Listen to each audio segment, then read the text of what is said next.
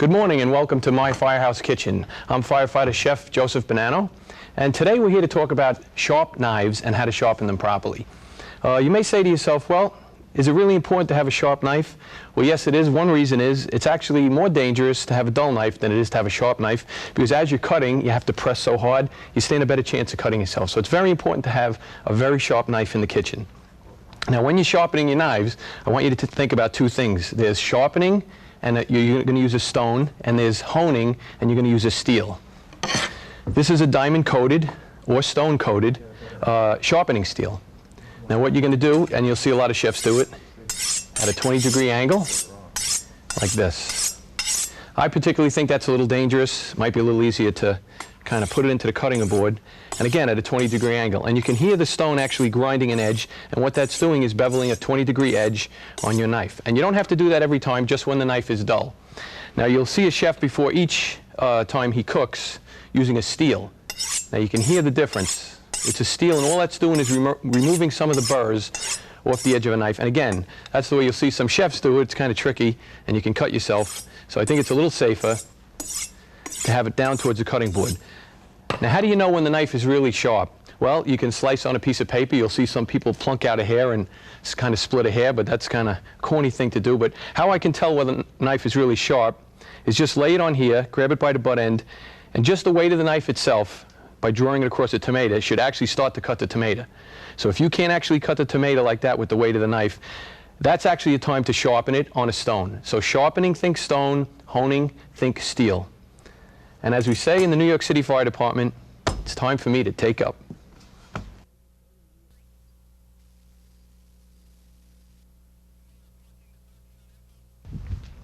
Good morning, I'm Joseph Bonanno of the New York City Fire Department, and welcome to My Firehouse Kitchen.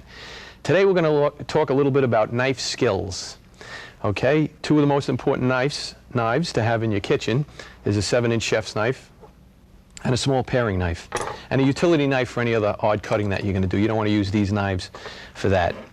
Now, how you're going to hold the knife in particular, and a good knife, is going to be balanced when you hold it in the center there. You're going to have your two fingers here like this, and then grab the handle like this. It's not from the movie Psycho. You're not looking to kill somebody. People cut like this, or they ride their finger on the top of the knife to cut, and that makes it very wobbly when you're cutting. Important, too, to have a sharp knife so that you let the knife do the work. So you're going to hold it in the center so it's balanced, and you're going to grip it around the hand like this, and that stops any of this kind of wobbling like that. Now, for instance, if you're going to cut an onion and round things, what you would want to do is make sure that you put a flat edge on it first, or else, again, it's going to roll around the counter like that. So you want a nice flat edge on anything that's round, and that's how you start the process of cutting. So you have this nice flat edge like this. Now, a good sharp knife, again, you're holding like this, and you start like this, fingers curled under like that, riding along your knuckles, so you don't cut the fingertips. And you press nice and easy, and you don't have to press hard if you have a sharp knife. Straight through like that. Now, for example, an onion, again, a round onion, you want to have it nice and flat. And you would cut in like this, cut in like this, cut in like this, and not all the way through. You want to have the root end to hold the onion together, and then like that. And then there you go, a nice dice for a soup or a stock or something like that. Now again, right size knife for the right size job. A 7-inch chef's knife for a large Spanish onion like that. Now your smaller paring knife, again nice and sharp, is something you might want to use for a tomato. Let's say to cut that little stem out of a tomato like that. You wouldn't want to use the bigger knife. Again, very dangerous, kind of cutting like that. And that's the basics of knife skills. And as we say in the New York City Fire Department, it's time for me to take up. I'm Joseph Bonanno. Thank you. Good morning, I'm Firefighter Chef Joseph Bonanno of the New York City Fire Department, and welcome to my Firehouse Kitchen. Today we're going to talk about how to put together a healthy, balanced meal. Firefighting was a pretty tough business up in New York, so it was very important to get a well-balanced and filling and delicious meal together for the firefighters that I worked with. So what would constitute a really healthy, balanced meal for a firefighter or those of us with really hard jobs out there, and just about anybody looking to put together a healthy, balanced meal? Well, it's pretty simple, actually, breaking it up into carbohydrates. You got your complex carbohydrates. The reason they're called complex is because they're harder for your body to break down, and that's really what you want 60% or the bulk of your diet to be from complex carbohydrates. An example of those carbohydrates: white potatoes, sweet potatoes, rice, pasta, and breakfast type of meals would be a whole grain cereal or an oatmeal or a wheatina type of thing that if you were looking for a hot breakfast. So that's your complex carbohydrates. That's the bulk of your diet. The simplest sugars, okay, they're actually good for you, fruits and sugars and stuff like that, but they go in your system a little fast. So those kind of sugars you might want to reduce as a lesser part of your diet. And then, my favorite, protein. Firefighters are big, healthy, strapping guys, and I always had to make a really protein-based meal for them. So 1/3 of that meal should be protein. And what's your basic proteins?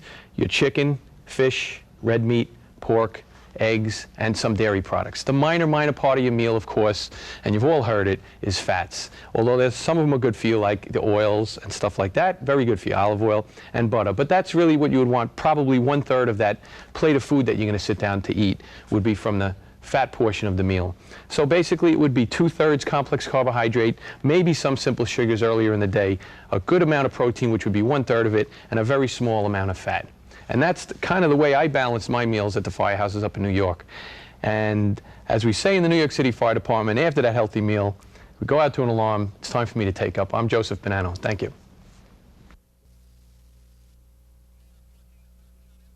Good morning. I'm Joseph Bonanno, firefighter chef of the New York City Fire Department, and welcome to my firehouse kitchen.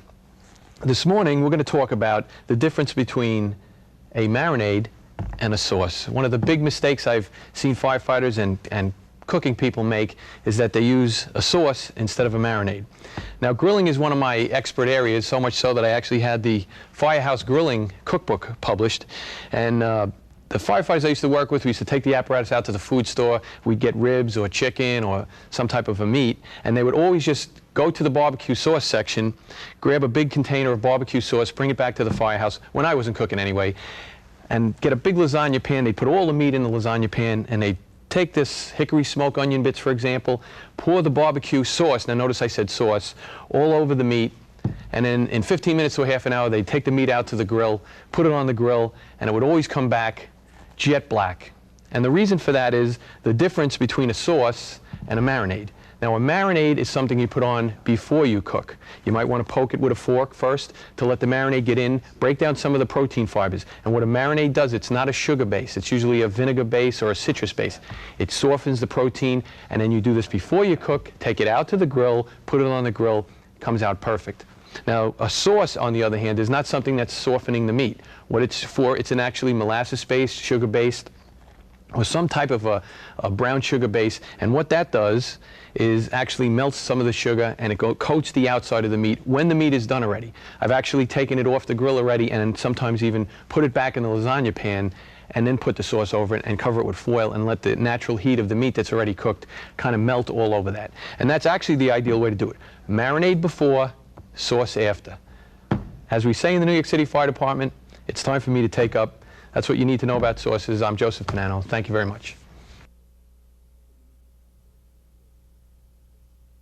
Good morning. I'm Joseph Bonanno, firefighter chef of the New York City Fire Department, and welcome to my firehouse kitchen. You know what was one of the nicest things about being a New York City firefighter? Running into burning buildings? Nah. The cool uniform? Nah. Actually, sitting around the table, cooking, preparing a really great meal, and sitting and eating with all my firefighters that I worked with.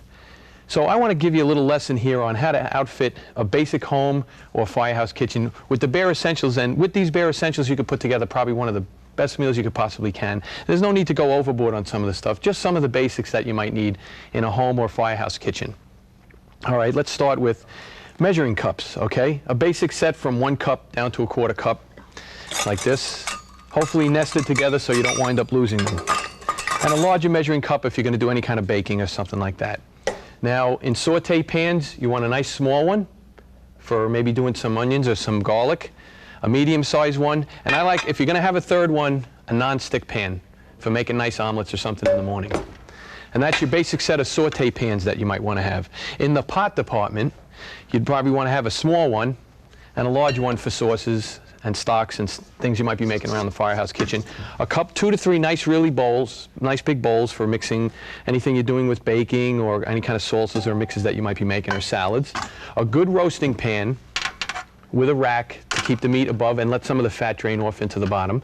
So that's what you might need. And in basic kitchen tools, which would be a regular peeler, a small paring knife, and a professional one, a really good one. Don't be cheap on your knives. A 7-inch chef's knife, and I like to use a cheap knife that you use for utility kind of cutting that you might not want to ruin your better knives with. Local cheap cutting that you might want to do, and a good sharpening steel to put a nice little honed edge on the edge of your knife before you do any cutting, and a really good cutting board, maybe even 2 or 3 cutting boards. Wood or plastic is fine.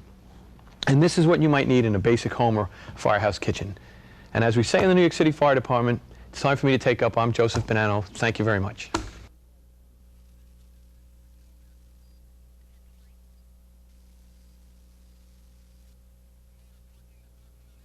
Good morning. I'm Firefighter Chef Joseph Bonanno of the New York City Fire Department, and welcome to my firehouse kitchen.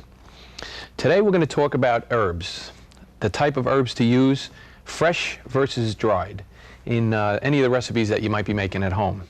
Now, here you can see, of course, we have fresh herbs, nice and green, grown in a nice garden. And I've just used a sampling here, so we have some thyme, some parsley, some rosemary, and some fresh oregano. Now you can see these are all grown in a garden, nice and green. Now these are the same versions of these herbs that are dried. Oregano, rosemary leaves dried, thyme leaves dried, and parsley. Now you may say to yourself, you're making a recipe at home, like I did in the firehouse, and you say, well, is it easier or better to use fresh versus dried? In the firehouse up in New York, not all the time could we run out and get fresh herbs, so we had a really great supply in our staple locker of dried herbs, and the firefighters would always ask me, fresh versus dried, what's better? Well, there's actually timing involved when you're putting in the herbs. I prefer fresh when you can get them, but if you can't, dried are just as good. But the key thing to remember when you're using herbs in cooking is that fresh herbs, chopped, go in at the end of the dish, the last 5 to 10 minutes, so that they can keep all that flavor. Dried herbs, because they're dried, go in at the beginning of the dish. So if you're making yourself a nice pasta sauce and you're going to put in parsley or basil, that kind of is going to go in at the end of the dish if it's fresh, to keep it nice and fresh and keep all that flavorful oils that are in the leaves in the dish. Any of the dried herbs go in at the tail end of the at the very, very beginning of the dish. You can actually refresh these in hot water and drain them also, but they're still going to go in at the earlier part. So think dried in the beginning, fresh at the end. Fresh when you can, though, is always better. We always didn't have that option as a firefighter. So as I say in the New York City Fire Department, it's time for me to take up. I'm Joseph Bonanno. Thank you very much. Good morning. I'm Joseph Bonanno of the New York City Fire Department. Welcome to my firehouse kitchen. As you notice, my last name was Bonanno. It means I'm Italian, and one of the things we use in a lot of recipes up in the New York Fire Department is garlic. Now I'm going to show you a little different way that we used garlic, and one of the really great dishes that I used to make was a garlic mashed potatoes. You may think of garlic normally being used in a pasta sauce or something like that, but I used to use it in mashed potatoes, and it was a big hit in the New York City Fire Department. So I'm going to just show you a quick way to roast the garlic before you put it into your mashed potatoes. Now what you want to do is get yourself a good baking pan like this, ceramic, or actually you could use aluminum foil if you don't happen to have a baking pan like this. Now you just peel off some of that papery husk that you'll see on the outside of the garlic, like that. And then you take a really good sharp chef's knife and you cut off the top. And as you can see, you expose some of the tops of the garlic like that. And what you do is you place that in the center of the baking dish, and just a small amount of olive oil so that it doesn't stick on the top like that. Now you're going to take this garlic, put it into a 350 to 400 degree oven for between 35 and 45 minutes. And what it's going to come out like is it's going to come out cooked like this and spread apart, and you can see how dark it is. Now you're going to make yourself mashed potatoes. You make them normally the way you would make mashed potatoes, and when you start the mashing process, what you're going to do is you're going to take these garlic heads like that, and you give it take that end off, give it a squeeze, and you're going to squeeze out all of that brown cooked garlic. Now that gets all mashed up into the mashed potatoes, and I'm telling you, it really imparts a wonderful, wonderful, and also a healthy and low-fat way of really flavoring up your mashed potatoes. Okay, now that's a really great way to roast garlic that you can use in another dish like we used up in the New York City Fire Department. And as we say in the New York City Fire Department, it's time for me to take up. I'm Joseph Bonanno. Thank you. Good morning. I'm Joseph Bonanno of the New York City Fire Department, and welcome to my firehouse kitchen. Well, they say in good cooking, the secret is in the sauce. And that may be up in the Northeast where we have a nice cold winter, but down here in the South, the secret's in the salsa. And that salsa, I really like to prepare salsa in the summer recipes I used to make up in the New York Fire Department, because salsa is a really healthy and delicious way to kind of dress up a fish or a chicken type of a dish. The salsa that I'm using is from my Firehouse Grilling cookbook, and what we're going to use in it is a mango, which is, you can get locally here in Florida. And salsas are really easy to put together too. Now, what I used in this particular recipe here is a good hearty red onion, some chopped tomatoes. I prefer plum tomatoes, but you can use regular tomatoes too. The juice of 2 limes, very important in any salsa recipe, and really important in any delicious salsa recipe, is cilantro, fresh. Don't use dried in this particular dish. And a good mango, which you can get down here in Florida pretty easily. So what you want to do is you're going to do a rough chop of all of these ingredients, and what it kind of looks like here. Now what you're going to do is just a little bit of salt when you put all of these ingredients together, because salt will draw some of the water out of the tomato and some of the nice juice out of the mango. And it's really easy to put together, a rough chop, kind of give it a good mix, salt it, and then you want to let it sit for 30 minutes to let all these flavors meld and let the salt pull some of the nice juices out of this. And then at the end, add a little cilantro. And you can almost smell how delicious that would be over a nice fresh broiled or baked or grilled fish that you might catch here in the local waters of Florida. Now that's something I've used on quite a few recipes up in the New York City Fire Department to make some delicious meals that we've made. And as we say in the New York City Fire Department, it's time for me to take up. I'm Joseph Bonanno. Thank you. Good morning. I'm Firefighter Chef Joseph Bonanno of the New York City Fire Department. I'm here today to talk to you as a firefighter, not necessarily a chef. The U.S. Fire Administration says 90% of the fires start in the kitchen, and where they start is from an unattended stove. So I'm going to address some of the basic issues of fire safety here in the kitchen. One of the most important things before we talk about a fire extinguisher or oven mitts or all the standard stuff that you might want to have in your kitchen or a smoke alarm is what you see right here, and it might seem like the funniest thing to think about. It's a telephone. And the reason I stress this in some of my seminars and when I talk to people about fire safety is that this thing should be, if you smell any kind of smoke, you have any kind of incident in the kitchen at all, I want you to pick this phone up and you call 911, and we are on the way. If it winds up being something smaller than you think and you can handle it yourself with an extinguisher, fine, but at least we're on our way. That 2 to 3 minute delay that you may think it's something that you can handle yourself might cost you somebody's life in your house, or it might cost you your home, or one of your loved ones, which we'd hate to see. So I say call 911 no matter what kind of smoke you smell, no matter what kind of incident it is. We're not going to be mad at you. Don't worry about it if we show up and it turns out to be something minor. Now the kitchen is a place that produces heat. And you can have boiling water on a stove that could tip over and hurt somebody. You can have an unattended stove that could turn over and hurt somebody. So a kitchen is a place where, if you're going to have children involved, I love to see kids cook. I love to teach kids how to cook.